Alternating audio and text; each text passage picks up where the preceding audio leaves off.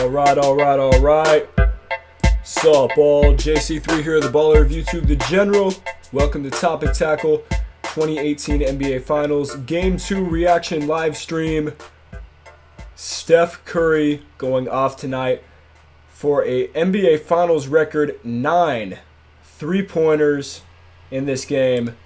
Unbelievable performance, but we have a lot more reaction than just that. I want to get into it as soon as possible so I can start taking your questions. If you joined me from Game 1, holler that in the chat. Leave your feedback in the comments down below. Thank you for all the support on the Game 1 live stream. And we're here for Game 2. Just going to check in with the chat really quick, and then I'm going to get to my main points. I'm already seeing that some of you are leaving your feedback. That is great. I want to do a quick breakdown, quicker than I did last time. Again, then get right into your questions, and we'll wrap this thing up and head on to Cleveland. I'll be traveling there. Just kidding. But anyway, I do want to be talking about this game right now, so I listed a couple of main points. Here we are, live with you. Everything looks good.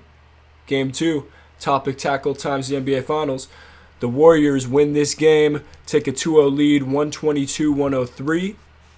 I've got some of my points written down that I want to get out to you, so let's go ahead and get this started. So, obviously, the main storyline from this game is Steph Curry, who had 9 threes, an NBA Finals record, and I remember watching Ray Allen put up 8 or something like that, I believe, in the 2010 NBA Finals. That was amazing. Tonight, even more incredible with the type of threes he was making. Ray Allen made a lot of catch-and-shoot threes in that Finals. Steph Curry was putting up threes from different area codes off the dribble and throwing them up, putting them in, literally dropping them in. So right now, he is definitely the favorite for Finals MVP, in my opinion. Some will say LeBron, but LeBron's on the losing team, and it's not likely that they're going to give it to the losing player unless he drops 50 a game for the remainder of the series. So Steph right now making his case for Finals MVP, and he is putting away all doubts from past Finals performances. I see a different parallel from this year's Finals as compared to last year. So Steph last year, a lot of you might have not known, but he almost averaged a triple-double. It was a near triple-double. I believe his points were near the 30s. His rebounds and assists were near 10. It was in the 9 range in both of those, I believe. Either way, he averaged a near triple-double. But his performances went more quietly than Kevin Durant, who all the eyes were on. He came through and performed, and he ended up winning the Finals MVP last year. The opposite is happening now. Kevin Durant puts up another quiet 26 points tonight, and we're not talking about it. We're talking about Steph Curry. It seems like it's his year to prove that he's the Finals MVP, silence the doubts about him disappearing in Finals in the past and not being the best player in the Finals. He's doing that. 33 points tonight, 27 of them on 3, and again the 9 threes for the Finals record. And the way he was putting up those threes, I want to talk about how he was able to get up a lot of those looks. The Cavs, they switched everything tonight. So you got a whole lot of love on Steph Curry, Cedi Osman on Steph Curry, big guys that can't stay up with his handle and his shiftiness. He's able to shift the defender off of him, even with the height disadvantage, and get up the 3. So you had a lot of those matchups due to switching, in which Curry won those matchups. And a lot of them too, Steph would have a big on him. He would do a move, and then he'd pass and cut to the rim. And the quickness, just too much of the defense. We also saw, because of the strong performances of Steph, of Durant, of Clay, we saw Sean Livingston, JaVale McGee not miss a shot tonight and get a ton of easy buckets at the rim due to switching. So Cavs tried to switch some things up defensively, and it did not work out for them because the Warriors are shot makers. So Curry won that matchup tonight. I want to talk a little bit about Cleveland's point of view. LeBron had 29 points, 13 rebounds, and 9 assists. Brilliant performance yet again.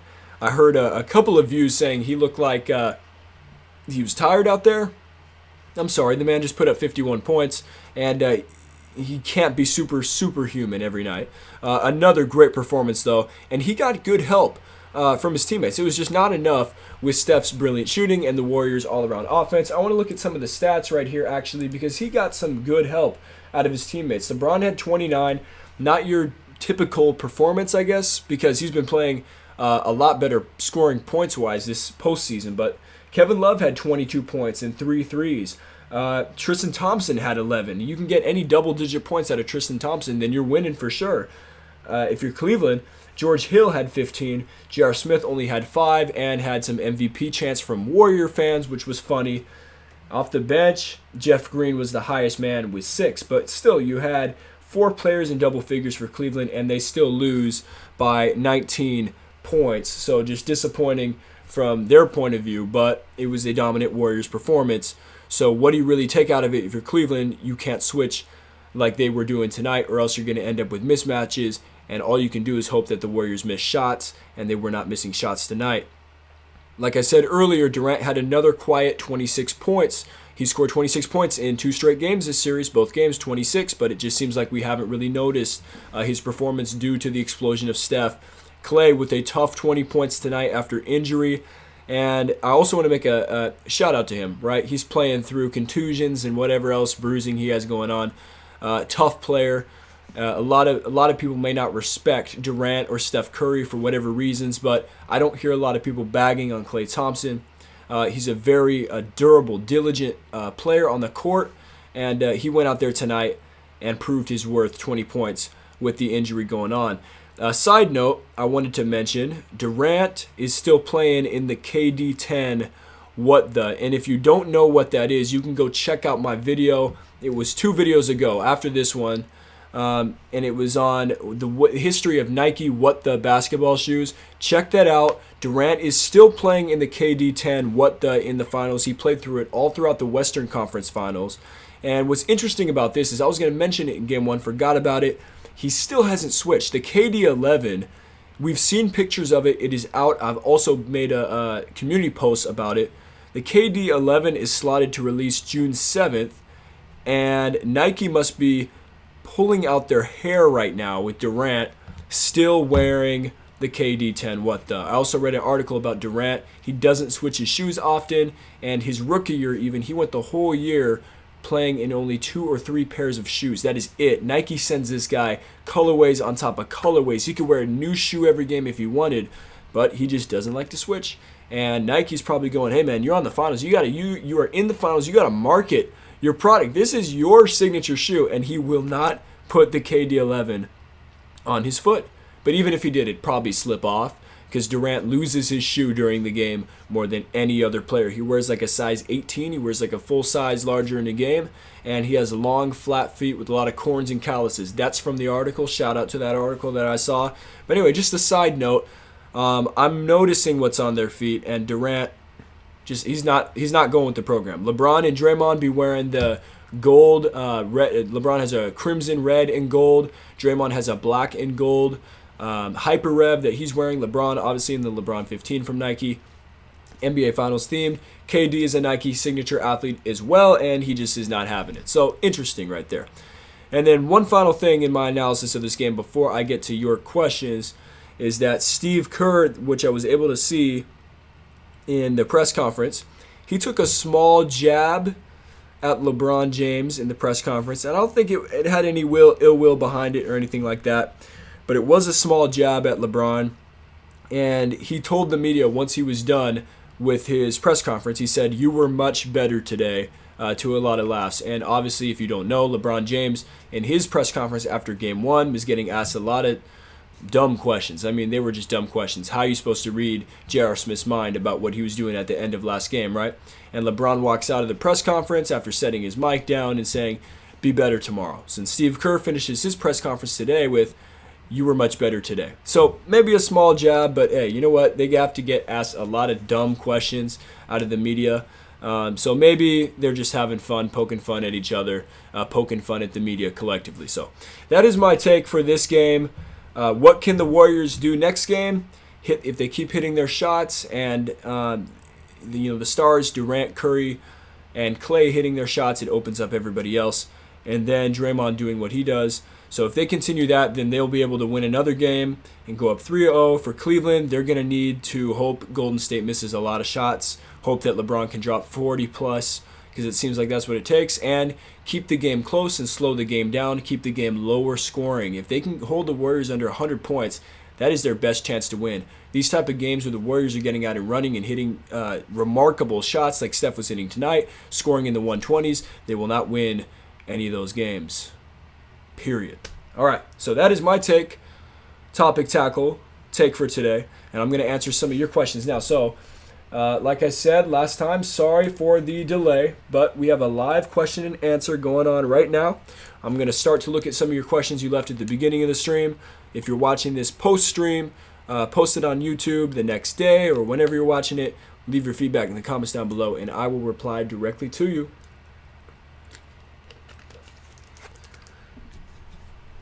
All right, so let me go ahead and begin to check some of these questions out. We already got some of them coming in. All right, excuse that, and allow me to answer the first question. CDSC, let me take this off of here. Bam. All right, CDSC, he asks, or she asks, who knows, right? Who knows? You never know. What was wrong with LeBron, and why wasn't he playing as aggressively as Game 1? All right, so looking at the box score, LeBron shot 10 for 20 from the field, 50%. He's shooting above 50% for the series, 2 for 4 from 3. Had 7 of 9 from the free throw line, near trip dub. I don't feel like he wasn't as aggressive. I just feel like he's not going to be. We expect, it's almost unfair, like what we expect out of him. We put him at such a high standard now. Like if he's not scoring 40 plus, like even 30 might be too low. Like 40 plus, right? We're just like, well, he kind of was average, but he's not going to score 50 a game. Now, in terms of him going to the rim, I feel like he should attack that rim every single time. If the Warriors bunched up on him in there tonight because their shooters weren't making three-pointers as collectively, the Cavs, again, only had 9 threes this game, 9 for 27, and they had 10 threes the last game. The Warriors shot 15 for 36 from the three-point line, so a lot more threes going in. That LeBron is obviously not going to be able to attack that rim because the paint is bunched up. But at the same time, they tightly packed the paint. At the same time, LeBron, I feel like he's doing what he can do. I mean, he almost had a triple-double. What else do you want the man to do? I mean, he's not going to score 50 a night. In terms of aggression, he should just try to attack every single time if he can. And that's all you can do. I mean, he tries to get his teammates involved. They had good scoring spread tonight, but just wasn't enough. All right, we have a question from Jay the. That is it. It's just Jay the. Jay the asks, Warriors sweep, question mark. Depends on how Game 3 goes. Because I thought they would sweep last year after Game 3. But Game 3 was close, and the Cavs gave it all they had in Game 4 just to extend it to a gentleman's sweep for the Warriors in Game 5. This series could be, depending on if the Warriors come out and blow out the Cavs in Game 3. If they win by 10 to 20 points, then we'll see. But LeBron, I feel like he won't go down easy. The Warriors could definitely sweep. The Cavs lost their best chance to get a game in Game 1. Tonight they came out not as much fire. They kind of looked a little demoralized. I mean, how could you not be after J.R. Smith ran to the half-court line at the end of the game? So, yes, could be a sweep. I'm not going to call it one. I still think the series is going to go 5 games. LeBron, I think he's too good to not get at least Game 3 or 4. But if Steph shoots like that tonight, Durant keeps being consistent, and then you get guys like Livingston and JaVale McGee not missing shots, then the Warriors will sweep him, yes. All right, we have Adrian Head Donkey. I'm not going to swear. And comments, LeBron is the GOAT. You know, that's a comment you could make after... I'm not even pre-reading this. I'm just reading it. That's a comment you could make after a win, but to still make it after a loss, I respect that. I feel like he is the GOAT along with Michael Jordan. If you haven't seen my video, I feel like this is a shameless plug, but go watch my video. Why Michael Jordan and LeBron are both the GOAT for different reasons. GOATs of their era. But yes. All right, questions continue to come in. Thank y'all. Philip, oh boy, here we go. Philip Adilacudo. Will Iggy be even needed in this series? That is a great question because I don't know if this guy's even going to come back. So far, it looks like they don't need him. If the Cavs make some type of adjustment to where it looks like they may need him in the next couple games, then we'll be able to answer that question whether he comes back or not. But as of right now, no, he's not needed. And this is funny because Steve Kerr made it a really big deal in that Rocket series. He said if we would have had Iggy, we would have won in 5 versus 7 games. But it looks like basically in the NBA Finals, he's not needed. the Rockets obviously a better team overall than Cleveland, so I can understand why Curry would make a statement like that. But on the biggest stage, it just appears like the Warriors are getting it done without him. So, like I said, depending on if the Cavs make some type of adjustment in the next game, cause the Warriors to lose or slip up or really, I don't know, hit some type of weakness, Warriors basically miss shots, then maybe you'll need Iggy, but so far, no. All right, Tyrese Williams. Who do you think is better?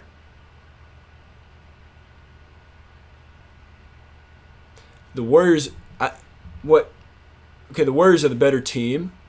Kevin Durant is the better player between him and LeBron. I'm just kidding. That's bias. Get that bias out of here. LeBron, best player. Warriors, better team. There you go. Can the Cavs win? Anything's possible until the series is over.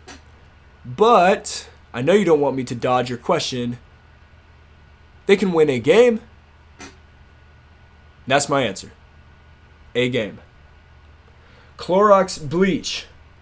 Thank you for not only commenting, but for keeping all my products clean over the years. How does Zaza contribute in the Warriors' success? I wish I had a picture to put up.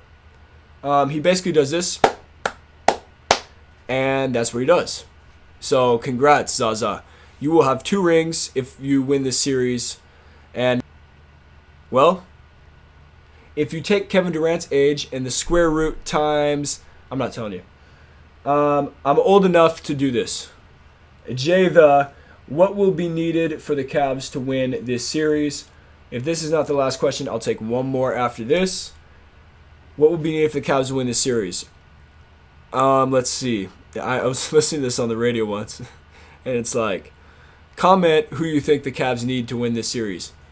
And Michael Jordan, I think you got a God in there. You got a Jesus. I mean, you throw Jesus on any team, you're going to win. I mean, you don't even have to play the games. He could just literally say you're going to win, you're going to win. So, yeah. But in reality, in all seriousness, they need the Warriors to miss a lot of shots. They need Steph Curry. I don't like to wish injury, and I'm not wishing injury, but they probably will need some type of injury to a main player. They're going to need Steph Curry to go into a big funk, like a 2016 type funk, where we don't know if he was injured or if he was literally just missing shots. So they're going to need that. They're going to need Kevin Durant to disappear. They're going to need LeBron to score 40-plus a night. I don't see them winning a game in this series unless LeBron has 40-plus points, unfortunately. And, they're not going to need they're going to need George Hill to make a free throw and J.R. Smith not to sprint to half court. That's what they're going to need. Last question. Couple more, because you keep them coming. But I got to end this here. Clorox Bleach, who is the X Factor for the Cavs versus Warriors, Cavs and Warriors.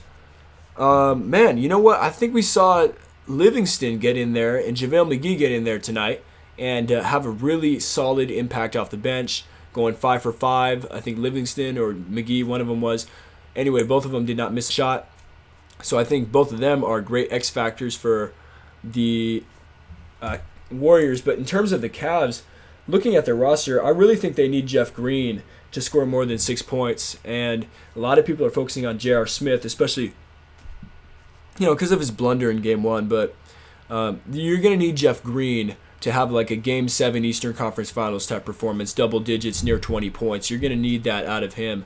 You need someone off the bench to score double digits, and I'm looking at these guys, and I'm thinking Jeff Green's the guy. If Kyle Korver can hit a couple threes, I mean, that'll definitely help you out. He had 2 points tonight.